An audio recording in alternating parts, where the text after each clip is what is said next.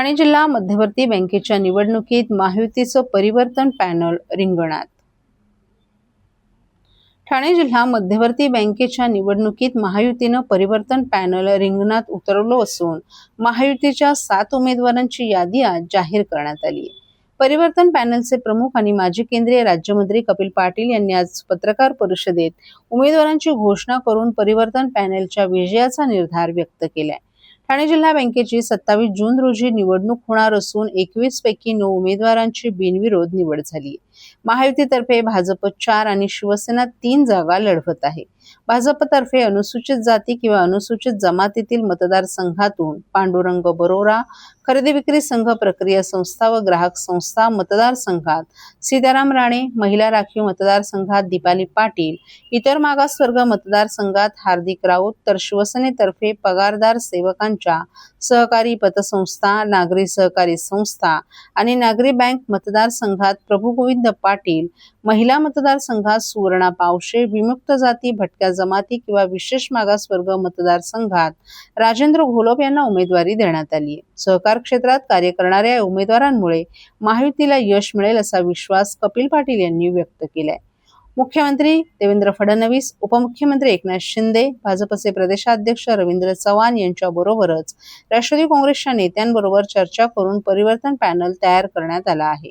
या पॅनलला वरिष्ठ नेत्यांनी मंजुरी दिली आहे. या पॅनलचे प्रमुख म्हणून कपिल पाटील यांची नियुक्ती करण्यात आली आहे. राज्यातील इतर भागांप्रमाणेच ठाणे जिल्ह्यातही महायुती असावी या दृष्टिकोनातून परिवर्तन पॅनलची स्थापना करण्यात आली आहे. या संदर्भात वनमंत्री गणेश नाईक, जिल्हाप्रमुख गोपाल लांडगे यांच्याबरोबरही चर्चा झाली. यापूर्वी 2013 मध्ये बँकेची उलाढाल 7,000 कोटी रुपये होती. आता 2026 मध्ये बँकेची उलाढाल 12,500 कोटी रुपयांपर्यंत पोहोचल्याची माहिती पॅनल प्रमुख कपिल पाटील यांनी दिली आहे. परिवर्तन पॅनलच्या स्थापनेबाबत उपमुख्यमंत्री एकनाथ शिंदे, खासदार श्रीकांत शिंदे, जिल्हाप्रमुख गोपाल लांडगे यांच्याबरोबर चर्चा झाल्यानंतर उमेदवारांची घोषणा करण्यात आल्याची माहिती शिवसेनेतर्फे बँकेचे माजी अध्यक्ष बाबाजी पाटील यांनी दिली आहे. मला आपल्याला चांगला आपण प्रश्न विचारला. मला आपल्याला सांगायचं आहे की भारतीय जनता पार्टी म्हणून परिवर्तन पॅनल किंवा महायुतीचं पॅनल किंवा भारतीय जनता पार्टीचे उमेदवार ह्या बाबतीतला निर्णय करण्याचा अधिकार भारतीय जनता पक्षाच्या प्रदेशाध्यक्षांना आहे. आणि भारतीय जनता पक्षाचे प्रदेशाध्यक्ष रवींद्र चव्हाण साहेब यांनी स्पष्टपणाने सूचना दिल्या की तुम्ही या पॅनलचं नेतृत्व करा आणि आपल्या भाजपचे उमेदवार महायुतीशी चर्चा करून महायुतीचे उमेदवार म्हणून डिक्लेअर करून ही निवडणूक लढा. मला असं वाटतंय की ज्या ठिकाणी प्रदेशाध्यक्ष सांगतील तेच खऱ्या अर्थाने अधिकृत भारतीय जनता पक्षाचे उमेदवार आहेत असं म्हटलं तर चुकीचं ठरणार नाही आणि तेच सत्य आहे. आता महायुतीच्या माध्यमातून शिवसेना म्हणून बाबाजी पाटील यांनी सांगितलं की त्यांना सन्माननीय उपमुख्यमंत्री एकनाथ शिंदे साहेबांनी सांगितलं की तुम्ही महायुतीच्या पॅनलमधून लढा, आपले हे असे उमेदवार आहेत, त्याची माहिती त्यांनी दिली. बरोबर. त्याच्यामुळे प्रदेशाध्यक्ष जे सांगतील तीच पॅनल बरोबर आहे.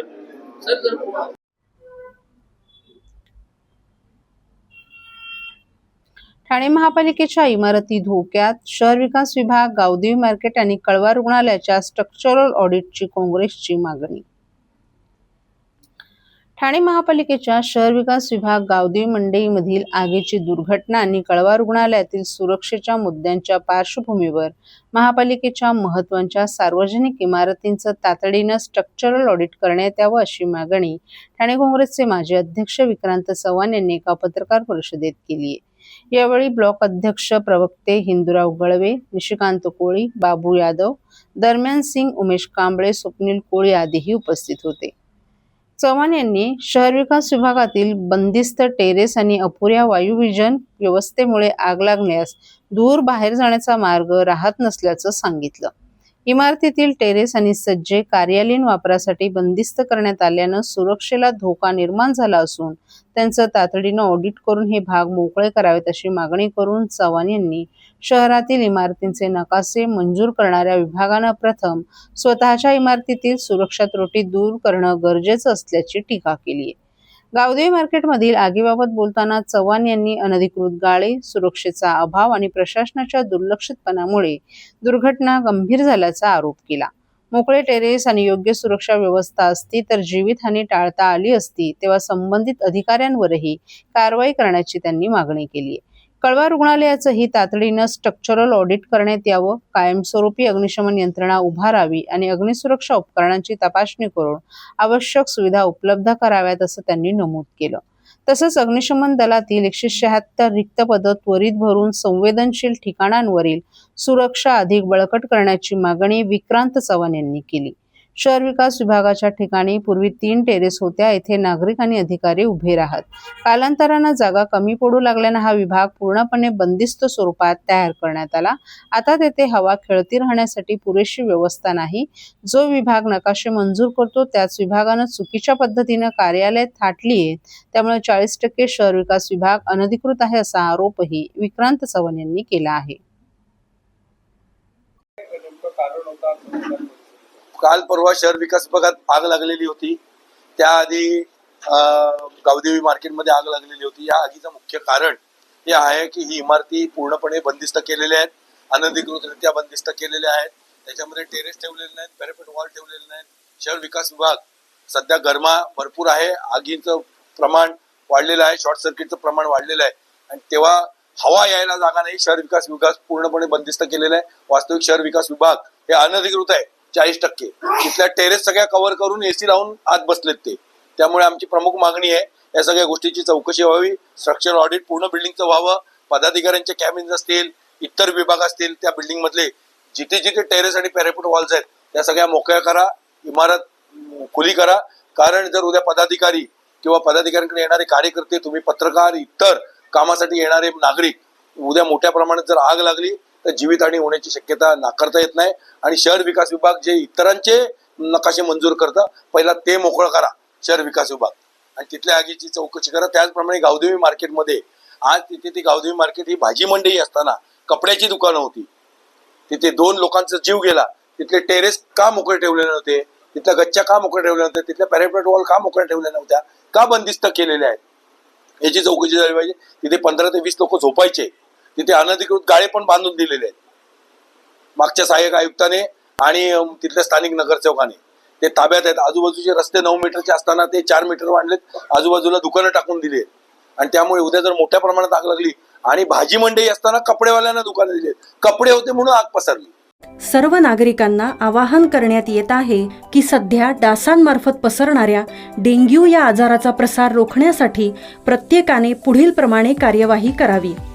डेंग्यू आजार एडिस इजिप्ती हा डास चावल्याने होतो.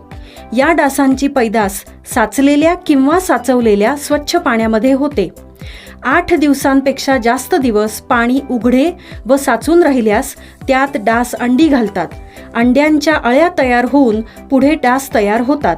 यासाठी आपल्या घरातील पाणी साठे, उदाहरणार्थ बॅरल्स, पिंपे, टाक्या, हौद, रांजणे इत्यादी दर आठवड्याला रिकामे करून घासून पुसून कोरडे करून पुन्हा भरावे. 1 दिवस कोरडा दिवस म्हणून पाळावा. पाणी साठ्यांना घट्ट झाकणे बसवावीत किंवा जुनी साडी, चादर, धोतर यांनी बांधून झाकून ठेवावीत, म्हणजे डास त्यात जाऊन अंडी घालणार नाहीत. घराच्या गच्चीवर, आजूबाजूला, अंगणात कोठेही पाणी साचू देऊ नये. भंगार सामान उघड्यावर टाकू नये. उदाहरणार्थ टायर्स, प्लास्टिक सामान, कुंड्या, टाकाऊ वस्तू इत्यादी.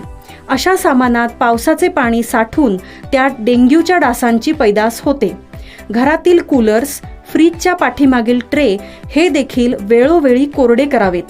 लक्षात ठेवा, नुसत्या फवारणीने डास घनता कमी होत नाही, तर त्यासाठी डास पैदास ठिकाणे नष्ट करणे ही आपल्या सर्वांची जबाबदारी आहे. कोणताही ताप अंगावर न काढता जवळच्या शासकीय रुग्णालयात मोफत औषधोपचार घ्या. अशा प्रकारे नागरिकांनी सहकार्य केल्यास डेंग्यूचा प्रसार रोखणे सहज शक्य आहे.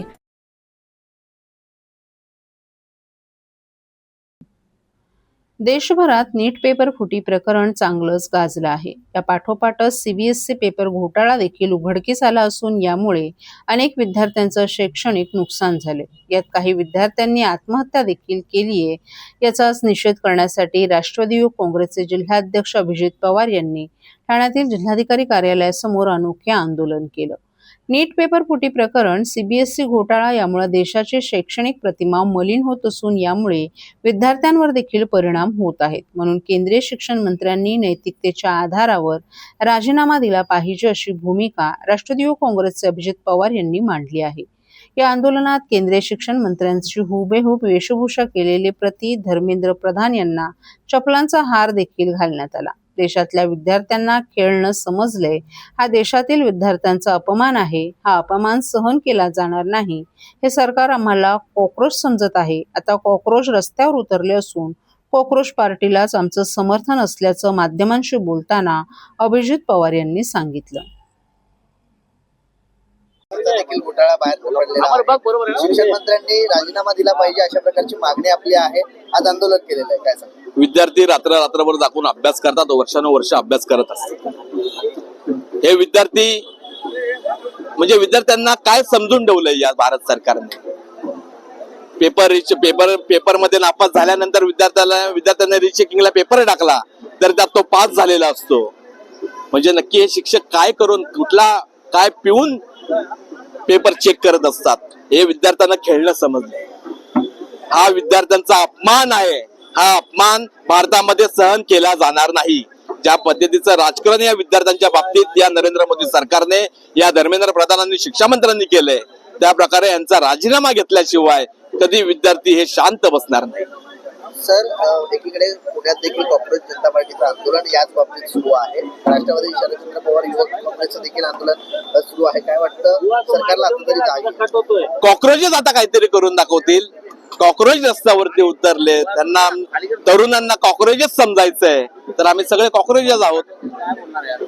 कॉक्रोच पार्टीला आम्ही समर्थन करतो की ज्या पद्धतीने ते एवढ्या ताकदीने देशामध्ये अभिजित दिपके उतरले आहेत, विद्यार्थ्यांच्या भल्यासाठी उतरलेले आहेत. या राज्यात चाललंय काय? काल ठाण्यात आरती बघितली असेल तुम्ही.